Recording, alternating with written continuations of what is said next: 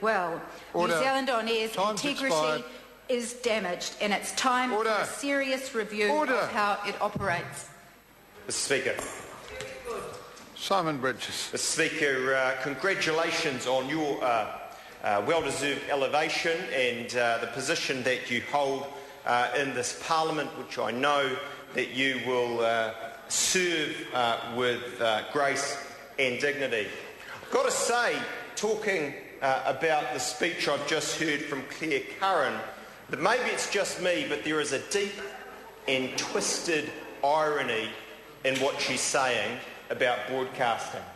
Because on the one hand, she talks about freedom and the need to let freedom reign within the broadcasting world, but on the other, she's straight in attacking the Sky TVs, the ones who are doing well in this area, and ultimately, and I'm pretty sure I'm right in terms of the policies that Labor espoused on broadcasting before the last election, it comes down to the same old from that party, and that's more regulation, more state regulation, and ultimately more state control, with the state controlling broadcasting. And if she wants to know about a nation inappropriately and a state inappropriately deciding what's on television, well, all we need to do is go down the road that Claire Curran wants us to go down and that she espoused and had roundly rejected at the last election. See, actually in this party, we believe in freedom, and we want to see people out there in the free marketplace of ideas talking about these things and not being bullied down because it doesn't fit with someone's view. But I want to give you a quotation that I read in this morning's New Zealand Herald from Greek Finance Minister Evangelos Venizelos. He said, "Our country has an acute issue of survival. The question is not whether some salaries and pensions will be curtailed, but whether we will be able to pay even these reduced wages and pensions. When you have to choose between bad and worse, you will pick what is bad to avoid what is worse." And ultimately, I'm no economist, Mr Speaker, but I think it's, I chair the Finance and Expenditure Committee. I'm literate in these matters. But ultimately what happened in Greece is pretty simple. For way too long, they spent more than they earned. And I think New Zealanders roundly rejected that sort of approach that we saw also from the Labor Party opposite in the election campaign. See, Labor wants to take this country down that route. Now, Phil Goff, in campaigning at the last election, I think at last count, Amy Adams was saying 15 billion more in spending promises than the National Party. I thought it was more like 20 billion. But what I do know is it's a whole lot of money that Labor, well, it was made up, I agree with Annette King, it's exactly what it was. It was made up by Phil Goff.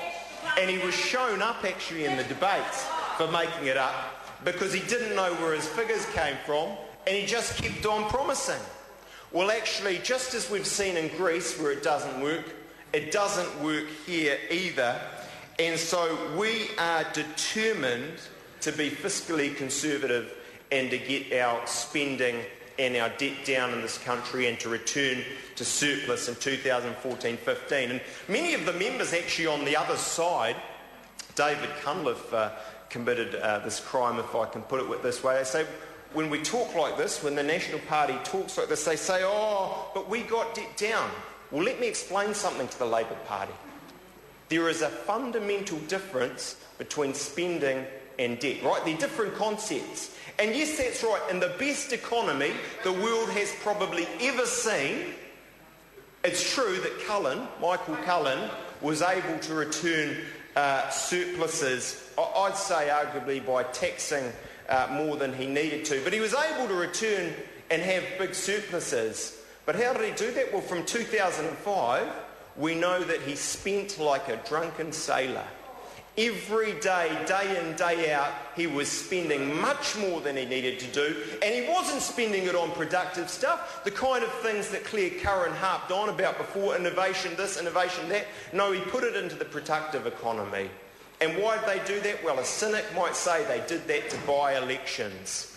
But fortunately, New Zealanders woke up, and they knew that it was a hopeless set of policies that Labour were selling, that they didn't want the Greekonomics-styled stuff that Labour was putting into place.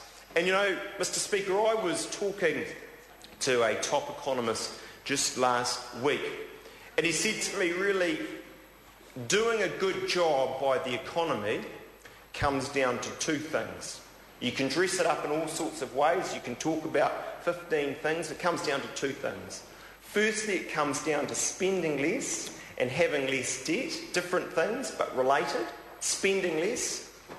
And secondly, it comes down to building a more competitive and productive economy. And that is precisely what National wants to do. And he also said this to me on the competitive and productive economy. He said that, you know, look, actually, it doesn't come down to one big thing. It comes down to lots and lots of little things done right over time, incrementally, and that's how you make a difference in economy. And I hear Raju Prasad, I know that on that side of the House, that Labour, probably the Greens as well, they say, well, actually, no, it does come down to two or three things. You can just have some big bang.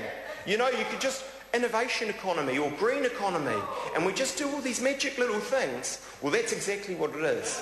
It's the magic theory of economics, that you can just magic up industries, that the government can just do it, and suddenly, hey presto, we're billionaires. Well, let me tell the opposition that's actually not how the real economy works. So there's no magic on this side, Annette King, Chris Farfoy. What there is lots of things in a 120-point plan that adds up over time to making a step change in this economy. And look, I understand, Labour doesn't like it. They're good people, they're well-meaning people, they're wrong fundamentally on the economics. Well, I'm being generous. I want it to be generous. They do have the magic wand theory of economics, as I say, just dream up an industry. You know, for Claire Curran it was innovation, for the Green Party it's a green economy. Well, actually, we just want to build a more productive and competitive economy, and we do that by reforming the economy day in and day out with lots of things. Things like, as I read, and Labour says, well, there is no plan. Well, here it is. Here it is. They can get it on national.org.nz. And we go through some of these things. Connect 58,000 premises to ultra-fast broadband, including 221 schools. How? Well, we put them in the ground, Annette, and they dig them up, and they do that, and it works kind of well. Like changing ACC to allow choice in the work account, reduce business costs and promote growth. Like passing legislation to implement the start-out wage to ensure our young people are not locked out of the job market. It's all of these things, 120 things, that make a substantial difference to the economy and do mean that we can deliver a brighter future for this country. But I also got to say there's something else that's needed to deliver a brighter future, and it's basically attitudinal. It's not being a misery guts like some of the members opposite are when they stand up and woe is me and all this and that. And you know, not that I've done it often, but when you go to Southeast Asia and these so-called tiger economies and you read their papers, their newspapers, they focus on can do, on what can be done, on how a road can be built here. They don't do, as Stephen Joyce pointed out in what I thought was a stellar article, column in the New Zealand Herald, all the can'ts, all the things you can't do. You know, this, that, you know, no, there's this problem, that. They don't shut off things here, there and everywhere, no. Their papers are relentlessly positive. They talk about economic growth, the things that are doing, the broadband plans, this or that. And actually, we could do with a dose of that attitude and that optimism, because there is room for optimism, Mr. Speaker. Actually, when you look around the world, you look at Europe and its issues, actually you look at America, which is doing better than perhaps it was, but with its issues, you look at where we are next to the Asian economies, and I include Australia in that, arguably the richest per capita country in the world right now. There is much room for optimism in New Zealand because we have a great spirit, we are optimism, we have a wonderful government leading us at this time of trial. Dr. Rajan Prasad. Thank you, Mr. Speaker. The first thing I